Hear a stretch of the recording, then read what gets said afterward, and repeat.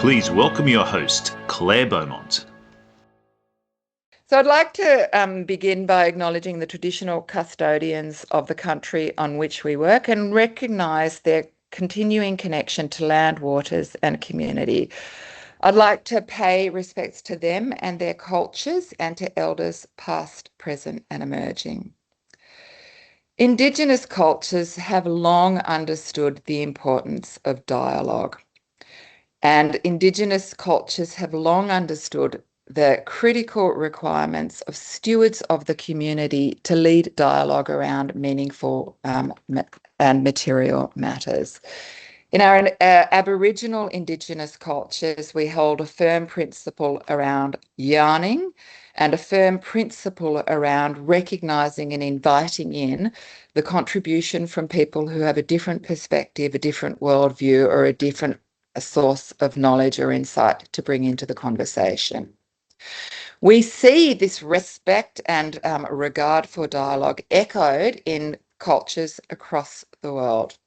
In South Africa, the concept of dialoguing is a key element to how tribal cultures are established, maintained and governed, and you see similar practices occurring for that across American Indigenous cultures and Maori Indigenous cultures as well. The concept or the construct of bringing people in, being curious, listening to understand, which is referred to as Didiri in Aboriginal Indigenous leadership, and the right for people to present a perspective, present a view, is something that's dearly held in the culture. So with that background in mind, it seems like a very worthwhile topic for us to think about. How do we as leaders encourage appropriate dialogue in the organisations, in the teams, in the communities that we represent? And how do we as leaders create the conditions that will foster effective dialogue? So Michael's going to take us through some principles and practices of that today. Couple of rules before we go into, so a couple of introduction points before I hand over to Michael. For those of you who don't know Michael, who's got a military background, was a naval officer, has some really interesting stories to tell if you grab him over a glass of wine or a beer. But has also spent a large proportion of his career working with leaders, executive leaders, middle managers, emerging leaders and executive teams, talking around principles of leadership, around principles of performance and around principles of culture. He's co-founder and director at ZX Space. He's associate principal consultant at Melbourne Business School, and he's a very much in demand facilitator, MC, public speaker, and a great person to work with. I've had the privilege and pleasure of knowing and working with Michael for about 10 years now. I always come away from a dialogue with Michael energised, excited, and provoked to think a little bit differently. So I challenge you not to feel the same way in our dialogue today. Final couple of things, just a couple of rules of engagement before we head into dialogue. Chatham House rules.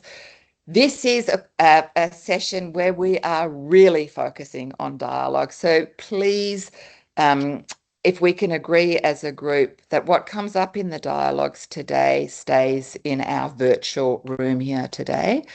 Another thing that we would say is a very vehement belief for us at the leadership experiment is this concept of firm views held loosely. We all have a perspective on leadership. We're all prepared to be challenged on that perspective. And actually, we grow our understanding on our perspectives on leadership when we are challenged. And final piece, no such thing as a silly question or a silly observation. So without further ado, I'm delighted to welcome Michael onto the stage. And for those of you who haven't seen, Richard has started recording this dialogue. We record all of the dialogues. We turn them into a podcast, which we will circulate, and a journal article that we tend to circulate in the weeks following the dialogues. So over to you, Michael. Claire, thank you. And I think I'm still blushing, although trying not to. It's hard to sort of not blush, but that was in fact, a way too generous introduction, and thank you so much for that. And welcome, everyone. How lovely that we can be here to dialogue about the notion of dialoguing. And I did a bunch of the design work on this probably about a month and a half ago, and then parked it away. And then about 2 days ago, started thinking, Friday's coming along really soon. And I had this, what seemed to me daunting, but with a bit of hindsight, wasn't particularly revelatory. If we're dialoguing about dialoguing, it can't really be an old bloke with a bit of a grey beard talking about dialogue. It needs to be us dialoguing about dialogue. So as we move further into this, we are going to use some quite intimate discussions. So we're looking at some paired discussions and perhaps some trio discussions as a way of working around dialogue. And actually, it kind of reinforces the methodological approach for dialogue. You can't teach it. You actually got to do it. So that's where we're coming from. As fodder for those conversations, I'll be inviting you to possibly reference what's shown on your screen now. All of us are involved in organisations one way or another, whether they're family, whether they're kids, in my case, tribes of grandkids and negotiating parents with seemingly unreasonable demands, or actually in organisations. And I'd ask you to pay attention to some of those sorts of things. We all probably are holding conversations that we know we probably should have been holding, but we're finding difficult. Think about those sort of things. It's going to be a light on discussion. It's going to be completely confidential between each other, and there will be no ask to sort of share back content of those conversations in any way. So let's talk about the notion of this. We all live in pretty complex environments. I think from whom I can see on the screens in front of me, we've all been working in these sorts of complex environments, something to do with leadership, something to do with culture, often something to do with strategy. We're probably all emerging with, wouldn't it be nice if we could land on the right answer? But we can't most often land on the right answer when we're looking at those sorts of conversations, particularly if we're, for instance, holding a conversation that's difficult.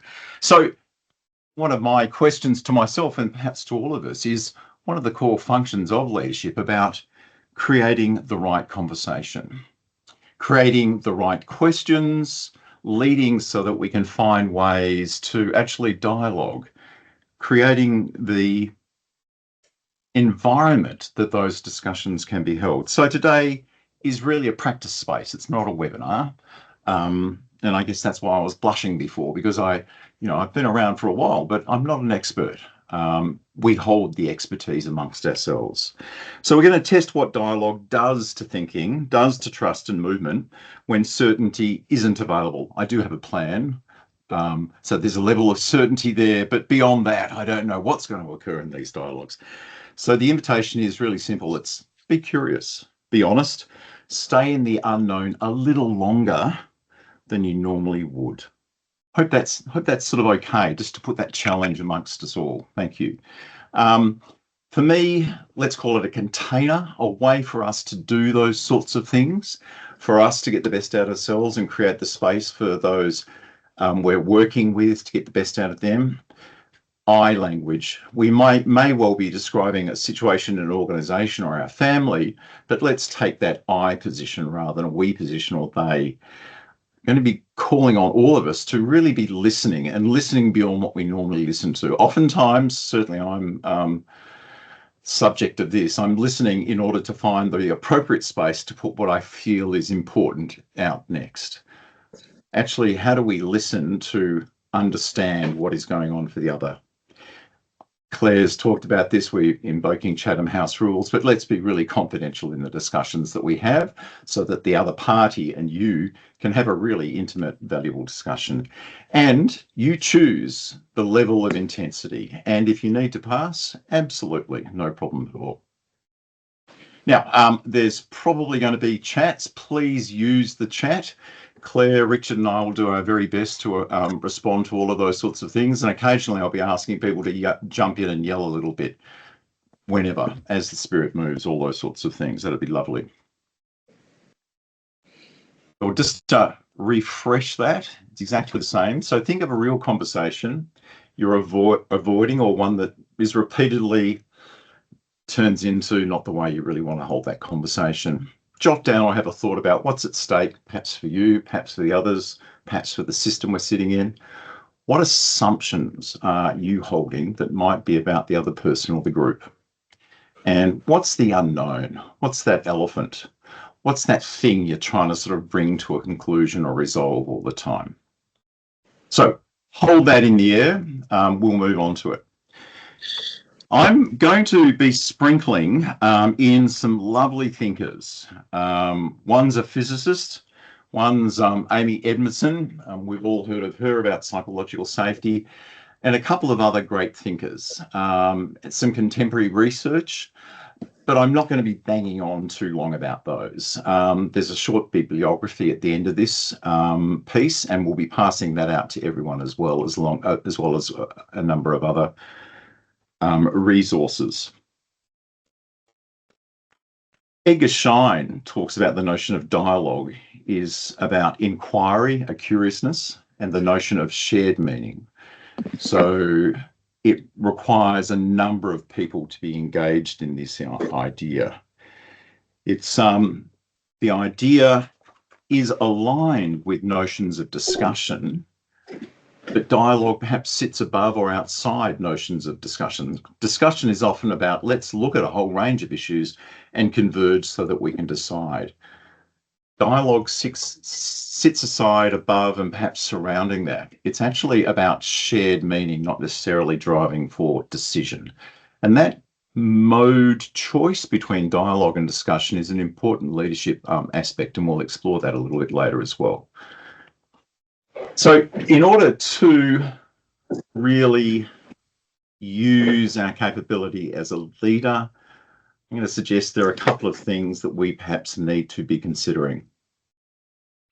Something to do with the system, something to do with a role as aegis or a shield, and something to do with how we listen and cause the system to listen. So how is it that we do those sorts of things and allow those sorts of things?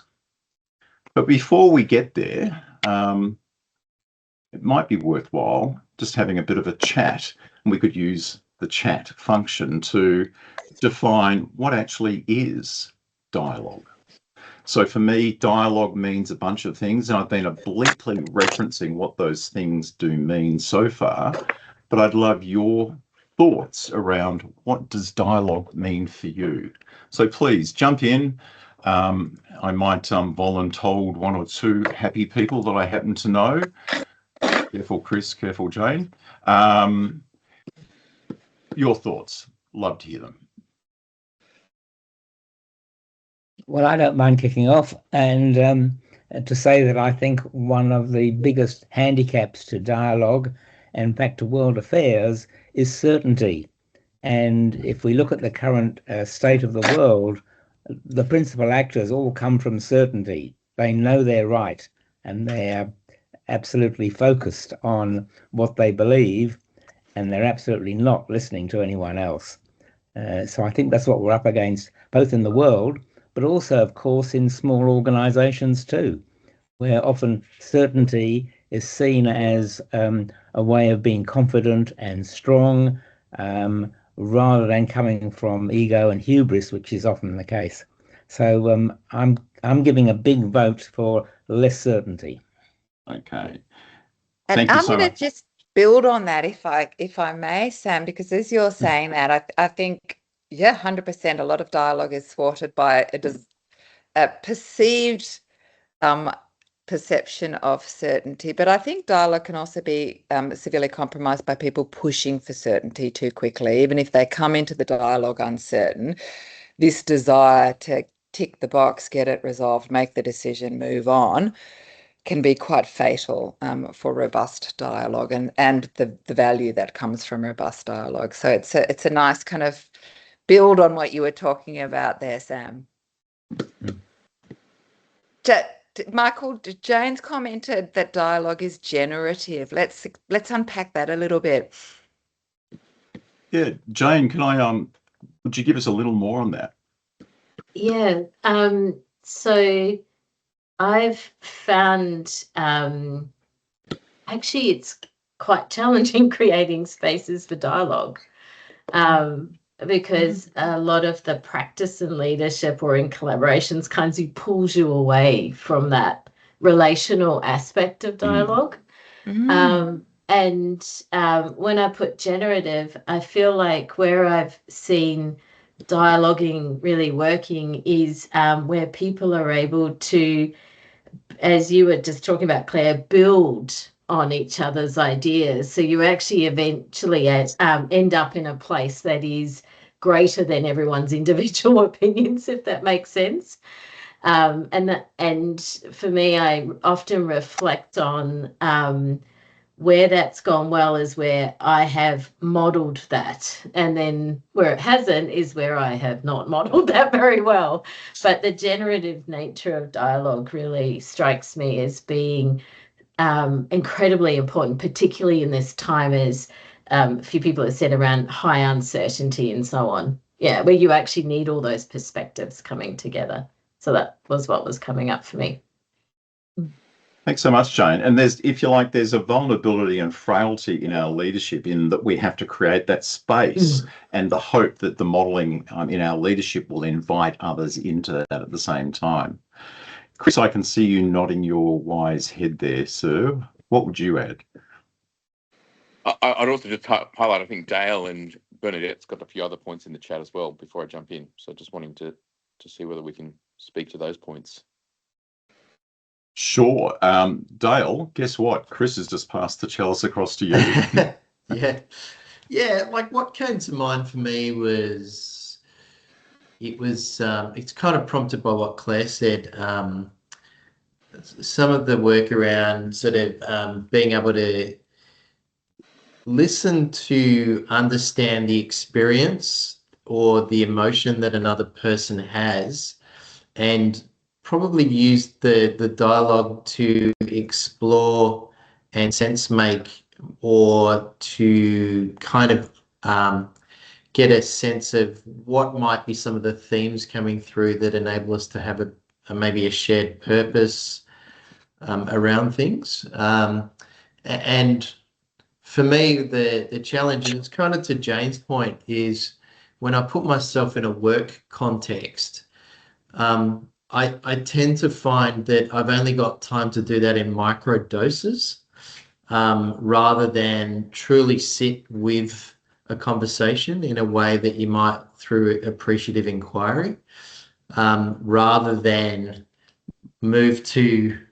a more decision or solve mentality. I must say, I find the pressure of, say, the work environment, and I was starting to reflect as Jane was discussing, when do I flip into that mode of true dialogue versus sitting with what's the ask of my leadership and management right now, and when do I find that space? And I found that tension a really interesting one. So that notion of tension, and it's not a sort of binary tension, it's multifactorial sort of playing out and playing and interrogating what's going on for us, what's the largest value set that we're trying to work, or what are the multiple value sets that we're driving at to serve. And it's not one easy thing. And I just hit the button at the bottom of my page and realized there's another page of participants. And Conrad, how nice that you've joined. Welcome. Lovely to see your face again. So what we're hearing is this notion of dialogue is quite a large set of meanings, which is this sort of almost nominative determinism, because dialogue is around actually serving the purpose of creating a large set of different meanings in and of itself. So I'm really pleased to hear that. Sam, you framed it really nicely. It's also not these sorts of things. And something about ego states and tension that sometimes shapes what's going on there as well. So I'm really pleased to hear that. I've got a series of lovely quotes on bits of paper in front of me. And there's, as I mentioned, there's a number of wonderful speakers and philosophers and thinkers. But Meg Wheatley, who's one of my heroes, she's written many beautiful words around notions of dialogue and relationship. And in Turning Towards Each Other, which is probably her seminal work here, her core leadership idea is, and I'll quote, it's about meaningful change often begins with small, thoughtful conversations amongst people who care. Under volatility and fragmentation, leaders rebuild trust, and possibly by turning to one another so that we can have conversations as humans rather than technological elements, and conversations for relationship and hope rather than defaulting to force or persuasion or program speak. And I think that sort of captures a bunch of what has just been said as well. I invited one of my friends, known as ChatGPT, and a few of that person's friends to do a bit of research. And that was actually inspired by Dale some time ago when we were talking about how we can, as practitioners, be even more efficient as designers. But I asked it to actually do a search of contemporary academic writing around notions of dialogue, conversation, leadership, and a few other bits and pieces. And the first hit that came up was around Amy Edmondson. And I know Claire's got a deep set of experience around this, but it's actually a very robust study against 51 work teams, often times in a medical sort of setting. But the summation of that is, if we want better decisions in uncertainty, and we've talked about that quite a bit, we need better conditions for voice. How do we as leaders create that condition for voice? Dialogue is the one practical route for those conditions. There are a couple of other elements of evidence that are useful here as well. I'll go back one. This is quite recent research. This is published 2017, Kluger and Itzhakov. Listening's associated with and judged a likely contributor to organisationally important outcomes, including job performance, leadership, relational quality, trust, job attitudes and well-being, and listening is treated as a dyadic phenomenon benefiting both parties. So it's an equal relationship between two parties. They have published quite widely, so Itzhak and a number of other people, Learning to Listen. They talk about the fact that this is a skill that can be learned. So we can treat it as a capability rather than a delusion that it's some superior function that we were born with or not born with. Okay, let's actually get into some practice here. So we looked at earlier at that idea. That challenge, we have challenging conversations that we may or may not have had. What's going on? Who's at stake? What's playing out? I'd like us to go into some paired discussions, and these are going to be random allocations. And I'll reiterate the sandpit rules. Play as you will. Deep confidentiality is really important. Listen intently and speak your own truth. Richard's going to be very kind to put us into random pairings, and I'm going to ask us to engage in a discussion around that. Between the two of you, choose one person is going to speak, and you're going to speak for 90 seconds. So you'll manage your time, but speak for 90 seconds and ask questions only after that 90 seconds. And you're not after fixing of this, it's just listening. I hope that makes sense. Julie, does that make sense for you? Good. Sam, you okay with this? Is that making sense? Great. So it's really a listening exercise. One person's talking. It might be worthwhile just reassuring each other about confidentiality and those sorts of things. Talk, give your deepest attention, and then 90 seconds, then swap over, and then we'll bring you back and we'll have a chat about the experience, but we won't talk about the content of the conversation. Richard, would you be so kind, please?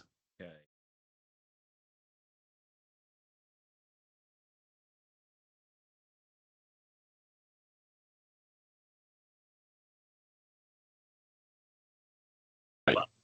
So, well, thank you for those folk for your indulgence, for the pairs that it worked well, super, and for the frustration of maybe it didn't. Maybe that's actually useful as well, because there's a bit of a red herring in this. And I'll talk about that. The notion of talking for 90 seconds seems, at an abstract level, just a short amount of time. It's actually quite difficult. We usually require interaction from other people as we go about this. And I'm going to read a couple of quotes. So Peter Senge, in the fifth discipline and a whole range of other sort of things, and I'll sort of thread these together, talks about the notion that we have to we're required to master two different conversational modes. Talked about them before, dialogue and conversation. Dialogue to explore the complexity and surface assumptions, and discussion to converge and decide. Both of those things, and I'm guessing we're experiencing that, have a sense of we got a back and forth, and yet this was deliberately 90 seconds long, so it feels longer than we'd normally do. So there's that notion of mode switching.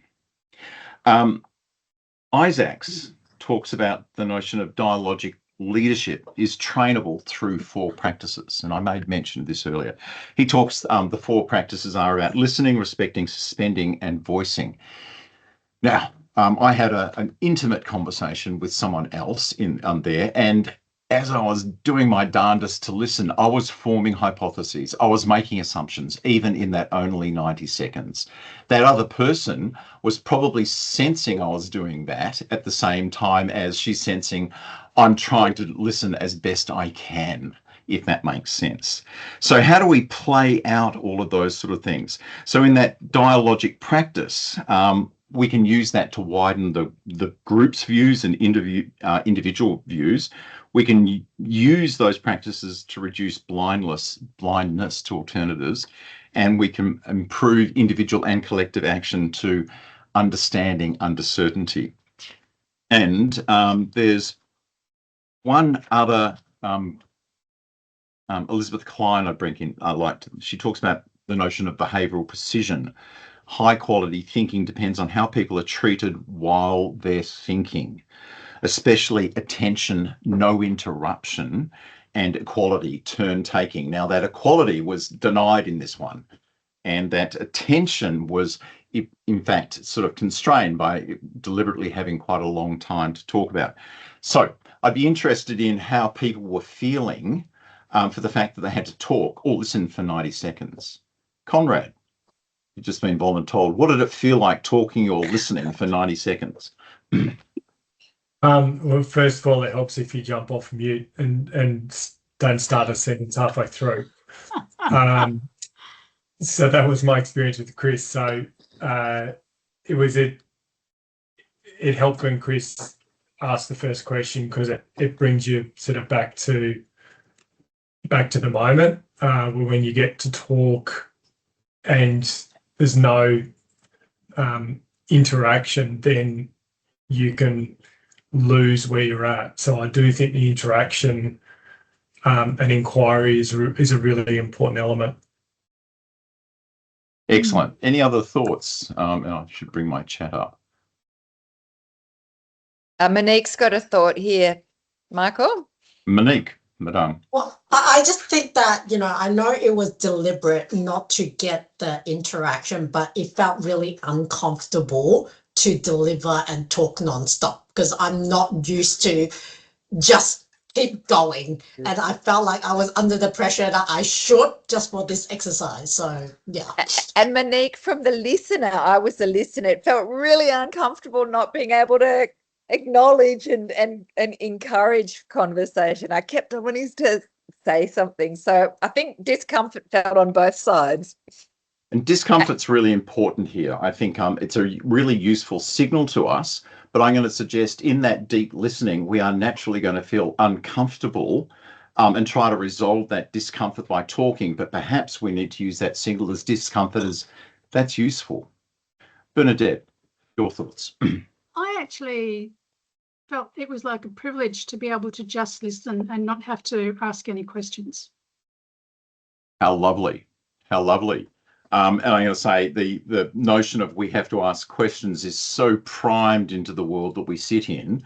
And I'm suspecting, Bernadette, you were that privilege you were experiencing was the ability to listen to another unfettered, so their story could unfold, but allowed you to evolve the story, the assumptions that are forming as you're listening. Fantastic. Yeah, I also found that I didn't actually need to ask that many questions because it all came out. Great. So what I'm noticing is people are the difficulty of both listening and talking for quite a bit of time we're a social species. Our evolutionary psychology causes us to interact. Great. But what we're noticing is there's discomfort, perhaps benefit from that discomfort of sitting and listening. How do we hold that space in order to drive a little bit further? Interestingly, there's some more studies, and these are in a healthcare setting. There's two really useful ones. One's a US and one's a UK. The US one, and this is about 2005, it was looking at physicians that were sued versus physicians that weren't sued.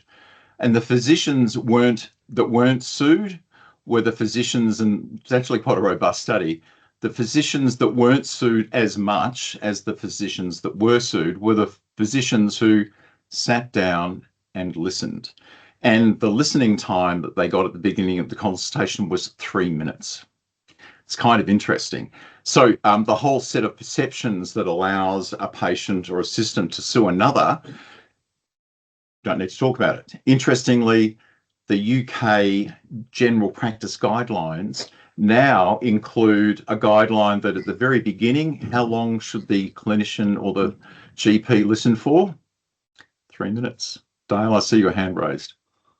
Yeah, I think on that point, to be fair, Julie and I kind of ran out of time because what we ended up doing at the start was we hadn't met each other prior to today. So we were actually just connecting and looking at how we build that relationship prior to commencing the activity.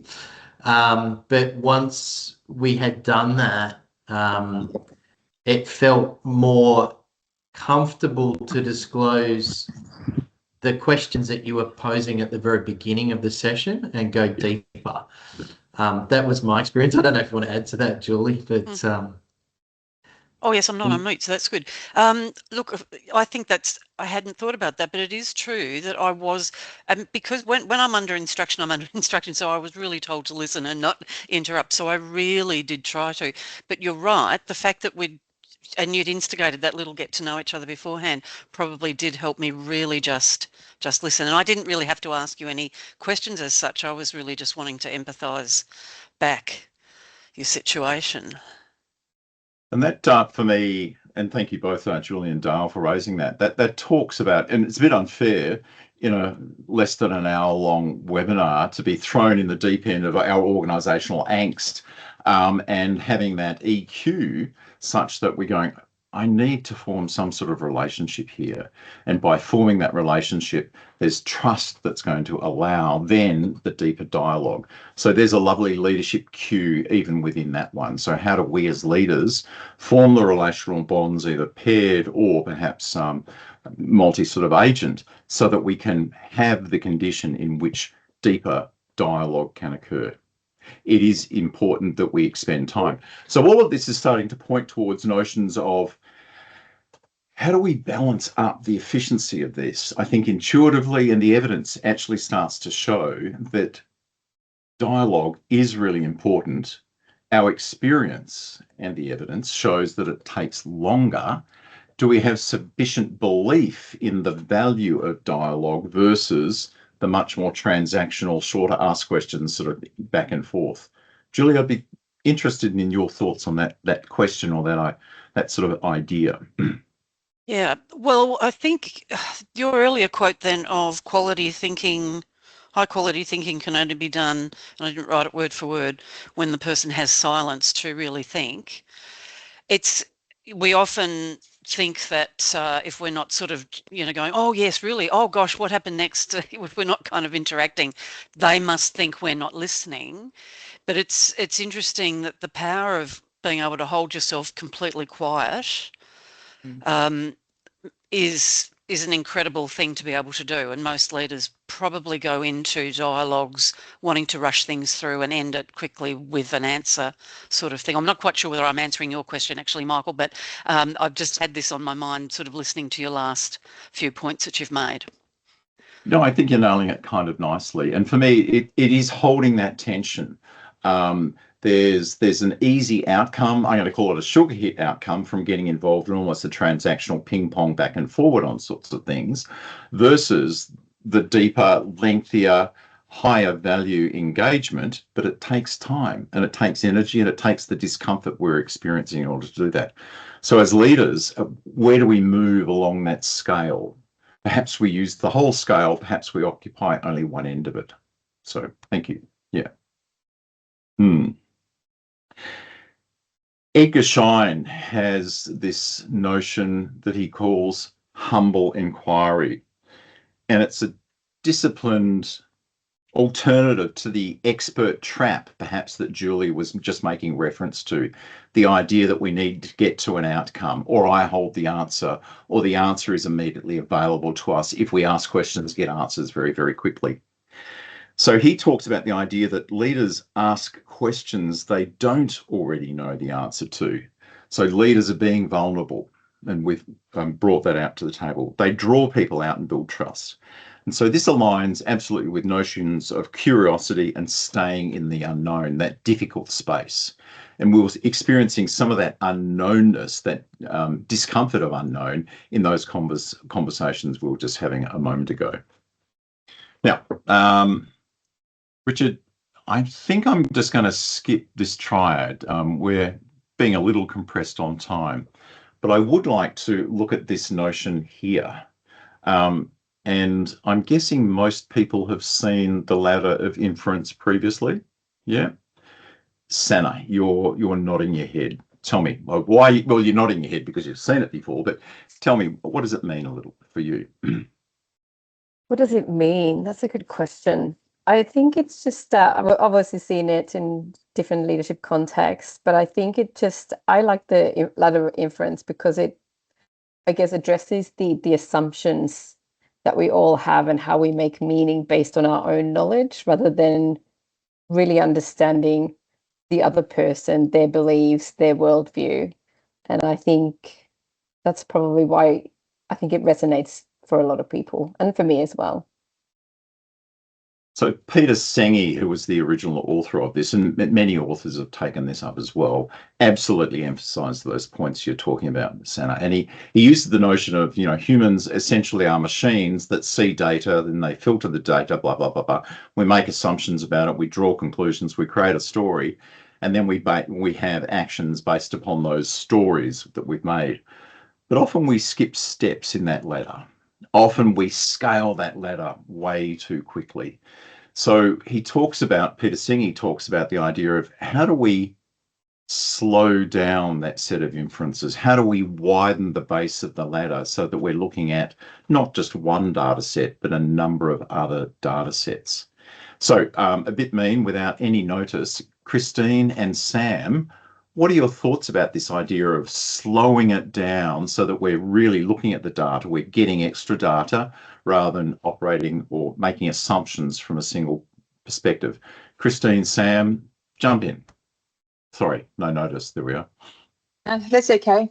I suppose one of the first things that came to my mind when I was looking at that observable data and experiences is particularly what we're facing now with AI in our culture, where a lot of the things that we are able to observe that we would have taken in the past, particularly pictures and videos and sound as actually being the truth, really now actually we can't take that for granted anymore. So, one of my, I suppose, concerns around, I suppose, that ladder of influence is how AI in particular has an ability to make that ladder go very fast.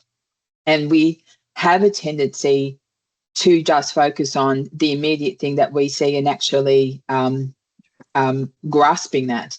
And I just reflected on a conversation I was having with one of my staff recently, and we were talking about the war that was going on in Iran. And one of the things I was saying to her is, I try and actually get a wide view of different types of media sources around what is going on, and not necessarily like the mainstream media within Australia, but also from different countries, so that I can actually get a much more broader perspective, and also try and make, I suppose, a more deeper sense of what I actually think is necessarily real as well. So I think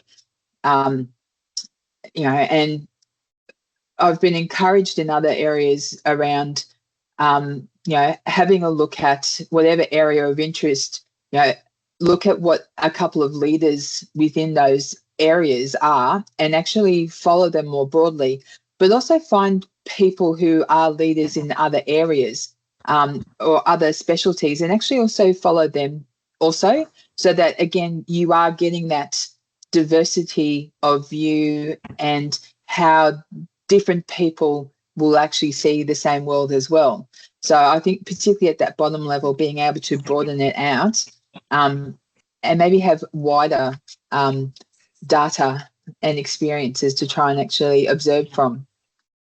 How lovely, Christine. And I was sitting with admiration as you're describing that, that confounding challenge that we're faced with increasing use of AI, which is supposedly about, better, quicker, and all those sort of things, but it has some significant and undesirable consequences. And you've already adapted about what do I do in my practice to sort of widen the base and slow it down. Sam, if I could, your thoughts. Yes, sure. Well, one of the things about AI is that we now have found out that it's able to hallucinate and make stuff up and fill in the gaps. But this is something we as human beings have done forever. We see the world through our own experience, our own personality, our own views, our own values, everything. That we are not objective beings. And this gets in the way of any communication, of course, because while you're telling me your story, I'm absorbing it through my filters, my experience, my understanding of what you're saying. And it takes quite an in-depth conversation to get to the bottom of that.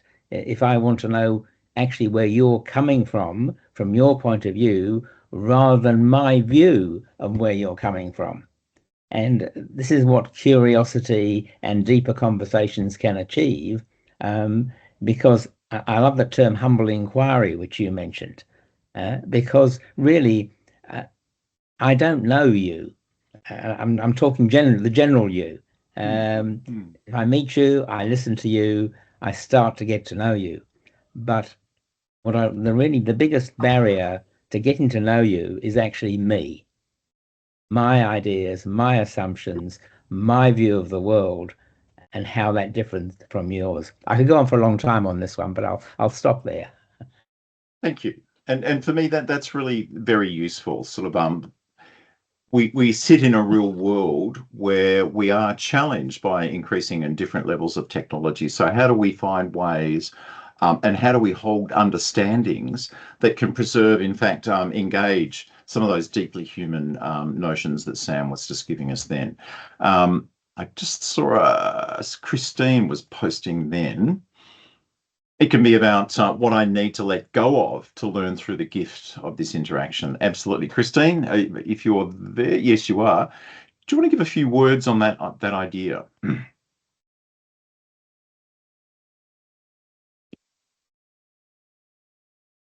Sorry, guys, for my delay. Can you hear me? Yes, I can. Okay. It goes to Sana's post in the Teams chat as well as to what Sam was just sharing. It's about that humility to come into any kind of interaction with a sense of learning and curiosity, and knowing what your beliefs and values are, knowing that they may be, or your knowledge and your history and your context and your character, and knowing that it may be challenged, and seeing that as an opportunity to grow, knowing that someone may have a different perspective from a different perspective to you, and learning what that different perspective is so that you can integrate that into who you are to become something bigger than what you were before. Perfect. Thank you. I'm always surprised at how short time is, and we're proving that to ourselves again, and we have but 4 minutes to go. I just posted up on the screen there, or have I? I will now. Some thoughts, some useful experiments. So I think it's really lovely chatting about things, dialoguing about the notion of dialogue. I'm going to venture that we could all increase our capability in this idea. I'm going to venture that we're all in this conversation, not just for our own amusement, but for the fact that we're agents in our society and we want to do something in our society that's bigger and better. My contention is that engaging in dialogue, creating a world where dialogue exists more richly for our teams and our families is going to be useful. Here's a couple of really easy experiments you might take away. So I've just posted them up there. Have a think about that. You may well have those in your practice already. Folks, this has been a really high level skirting around the notion of dialogue. In my future world, each minute is actually going to last 2 minutes, so we can give some value. We can actually have some time in order to do that, but we don't. So with that, there's a pack of information. There's a whole bunch of quotes from those writers I've mentioned, and there's a bibliography of other research. We'll pass that out. But I'd like to pass it back to Claire, and before I do that, to thank each and every one of you for being in this conversation and dialoguing with your heart. Claire. Thank you, Michael. And as I said at the start, one of my favourite people to dialogue with on all things leadership is Michael. So I'm really pleased everyone else has had the opportunity to dialogue with Michael on leadership. I'm actually going to pass to Richard, who is going to talk to us about the next talk in the series. So thanks very much, Michael. How exciting, Claire, because you're the next talk in the series. And I'm not, and I know the last one was kindness as a superpower, and I know we've been working on stuff in the background together, which is super exciting. That's complementing both our research efforts. So I'm looking forward to that dialogue, which will be the third Friday of the month. You will all get invites to that. Please, what comes out after this is an article that summarises the discussion that we've had. We also turn it into a podcast. We'll send out the links to the podcast. Please subscribe. It's on Spotify. Just search the Leadership Experiment. We've got 6 or 7 up there at the moment. And it's Michael, thank you very much. That's been stupendous, and looking forward to continuing everyone's association. Awesome. Thank you all. Thank you all. See you next month for the role of empathy in leadership. Looking forward to it. Thank you so much. Great session, very action-packed. Thanks so much, Michael and team. To find out more about the Leadership Experiment, go to theleadershipexperiment.com.au. Follow us on LinkedIn and find us on Spotify to subscribe to our podcast. Look forward to seeing you next month. Bye for now.